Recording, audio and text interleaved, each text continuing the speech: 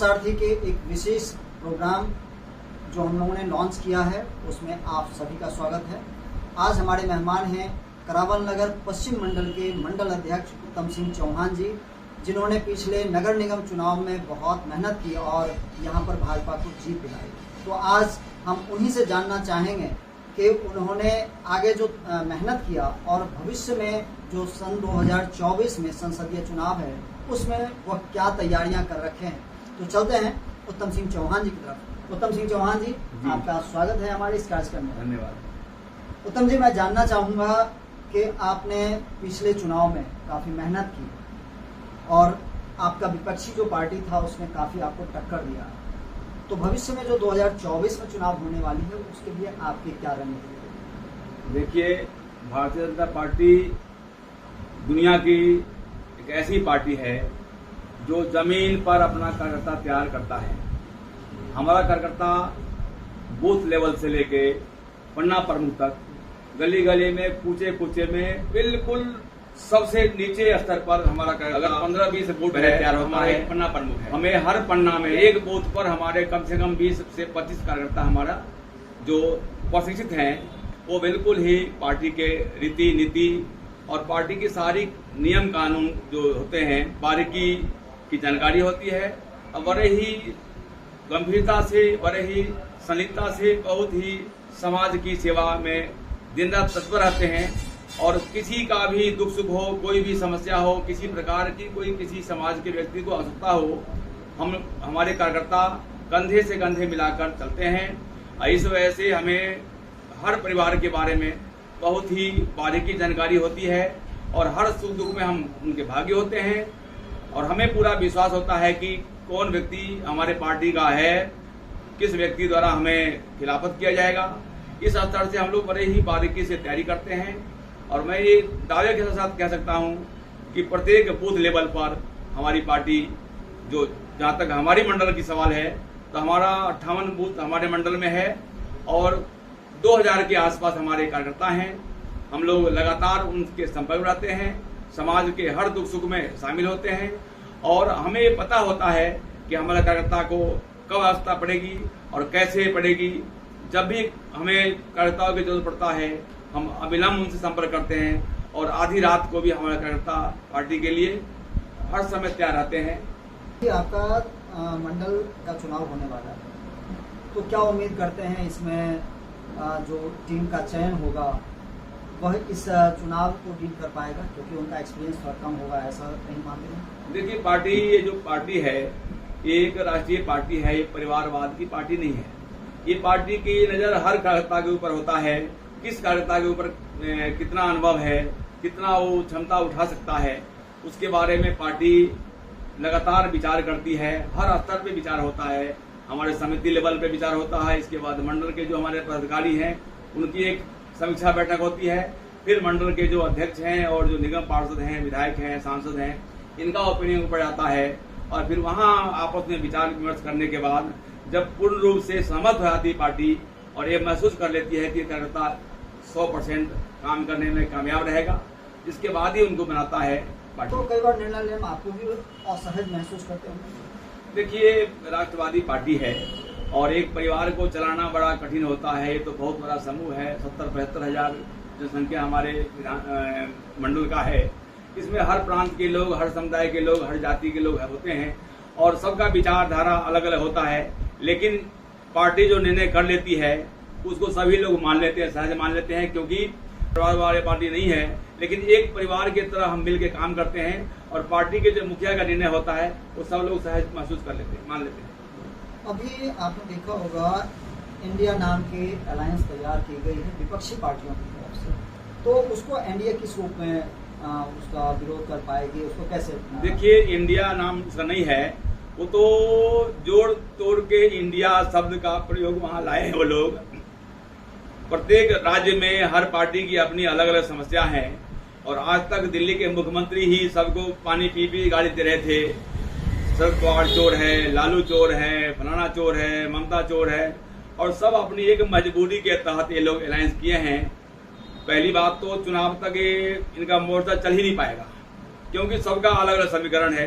अब बिहार में केजरीवाल जी को क्या है, वहां जाकर क्या करेंगे। लालू जी दिल्ली में आ जाएंगे तो क्या कर लेंगे। ममता बनर्जी के पास अगर पहुंच जाएंगे नीतीश कुमार तो वहां क्या मिलने वाला है। तो किसी की गठजोड़ नहीं है। तो कहते हैं कि कहीं का ईंटा कहीं का रोड़ा, भानुमति ने खुरमा जोड़ा। अपना दिल जब तक नहीं मिले आदमी को तब तक राजनीतिक पार्टी बनाने से कोई फायदा नहीं है। अब देख लीजिए, इनको राहुल गांधी को कोर्ट से बरी करने के बाद अगर इनको सांसद वाला सीट मिल जाएगा, जैसे ही वो बाहर निकल के आएंगे ये टूट जाएगा, क्योंकि राहुल के नहीं होने के कारण ही बना रहे थे ना। आपने राहुल गांधी की बात की, तो राहुल गांधी को इस पूरे अगले चुनाव में कहा। राहुल गांधी की अपनी समस्या है। भारत जो है ये हिंदुत्ववादी देश है। इसमें 80% से भी ज्यादा हिंदू लोग रहते हैं और जो देश के विचारधारा को, देश के हिंदुत्व को समझते हैं। राहुल गांधी इसमें कहीं भी कामयाब होते नजर नहीं आ रहे हैं, क्योंकि आप तो पत्रकार हैं और आप ये जानते भी हैं, समझते भी हैं। वो तो एक मजबूरी के तहत ये लोग राहुल गांधी को उतार रखा है, क्योंकि राहुल गांधी किसी भी एंगल से कांग्रेस पार्टी को आगे ले आने की क्षमता नहीं रखते हैं। लेकिन क्योंकि गांधी परिवार से हैं, तो गांधी परिवार का शुरू से दबदबा रहा है इस पार्टी पर। इस कारण राहुल गांधी क्योंकि उसमें उनके परिवार से कोई व्यक्ति युग अभी है नहीं, तो राहुल गांधी को ढो रहे हैं। लेकिन राहुल गांधी कभी भी इस कांग्रेस को बेड़ा पार करने में सक्षम नहीं होंगे। आप भी देख लेंगे और आगे आएगा ही सामने। तो यहाँ पर जैसे संसदीय चुनाव नजदीक आ गए हैं और केजरीवाल अभी सत्ता में है, दिल्ली की सत्ता में, राज्य की सत्ता में केजरीवाल है, तो क्या मानते हैं कि यहाँ पर क्या स्थिति रहेगी। यहाँ पे देखिए, केजरीवाल से हमें कोई खास फर्क नहीं पड़ेगा, क्योंकि हम लोग जो है बहुत ही संगठित व्यक्ति हैं। बीजेपी बहुत ही संगठन को लेकर चलने वाला पार्टी है। बीजेपी में मैं पहले भी कहा आपको, गली गली तक, हर मोहल्ले में, हर पन्ने में हमारा कार्यकर्ता तैयार है। और हम लोग 12 महीना 365 दिन काम करने वाले पार्टी हैं। वो लोग सिर्फ चुनाव में आते हैं और चुनाव में जो किराया के कार्यकर्ता लेके आते हैं वो, और सिर्फ मुफ्त की योजना ला के लोगों को गुमराह करते हैं। ऐसा योजना चलने वाली है नहीं, क्योंकि दिल्ली के लोग भी पढ़े लिखे विद्वान लोग हैं और ये लोग सब समझते हैं कि देश के लिए काम करने वाला कौन पार्टी है और हमें गुमराह करके वोट लेने वाला कौन पार्टी है। तो केजरीवाल जी कुछ चलने वाला नहीं है। जैसे केजरीवाल जी पहले थे 5 साल पहले चुनाव में, वैसा दिल्ली में उनको एक भी सीट नहीं आएगा। विकास कार्यों की बात करें तो आपको क्या लगता है कि केजरीवाल सरकार के माध्यम से जो दिल्ली में विकास होना चाहिए उसकी क्या स्थिति। दिल्ली में विकास आप देख रहे हैं, आप तो गली गली में आप लोग घूमते हैं। और अभी थोड़े दिन पहले दिल्ली में बाढ़ आया था।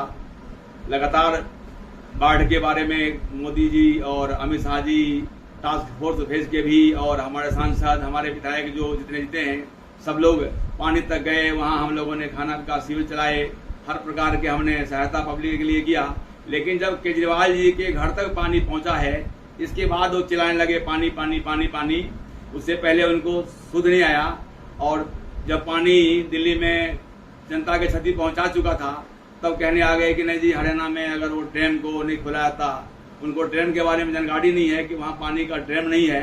वहाँ तो सिर्फ पानी को रोकने के लिए कुछ दिन के लिए वहाँ एक फाटक है जो बाद में खोलना मजबूरी होती है, और उसी तहत उनका योजना के तहत खुलता है। यूपी कितना पानी जाए, दिल्ली कितना पानी जाए, वो तो ऑटोमेटिक अपने आप खुलता रहता है। तो इनको कोई जानकारी नहीं है। जहाँ तक विकास की बात रही, 7 से लेके 9 लाख तक लोगों को दिल्ली में पेंशन नहीं है, 7 लाख लोगों को राशन कार्ड नहीं है, शायद आपके हमारे भी राशन कार्ड नहीं है। जनता त्राहिमाम कर रहा है। पानी की बात कर रहे हैं, हमने एक अपील लगाने की, BIL लगाने की हाई कोर्ट में योजना बनाई है। हमने सरकार से पूछा है कि भाई कितने दिल्ली में नागरिक हैं और आप उसके लिए कितना पानी का गाड़ी देते हैं, एक व्यक्ति पे कितना पानी देने का आपका योजना है। तो इसमें बहुत ही कम मात्रा में पानी उपलब्ध हो रहा है।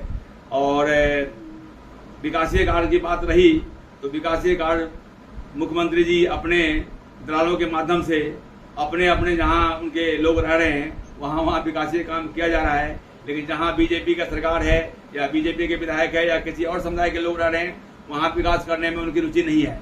इसलिए विकास के मामले में तो मुख्यमंत्री जी बिल्कुल फेल है। लास्ट में ये मैं कहना चाहूँगा कि आप अपने कार्यकर्ताओं को क्या संदेश देना चाहेंगे, 2024 के लिए क्या मंत्र देना चाहेंगे। देखिए, 2024 के लिए तो भारत के प्रधानमंत्री सभी प्रकार से भारत को समृद्ध बनाने में, धार्मिक और जो हमारे पूर्वजों का दिया हुआ संस्कार है उसको बचाने में लगे हुए हैं।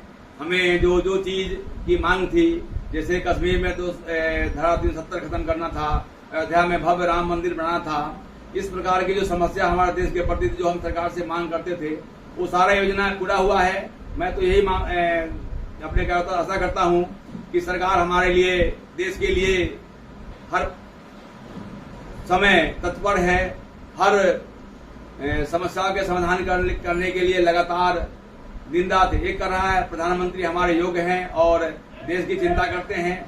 इस स्थिति में भारत को पहली बार कोई ऐसा प्रधानमंत्री मिला है जो देश को बहुत आगे ले जाने में सक्षम है।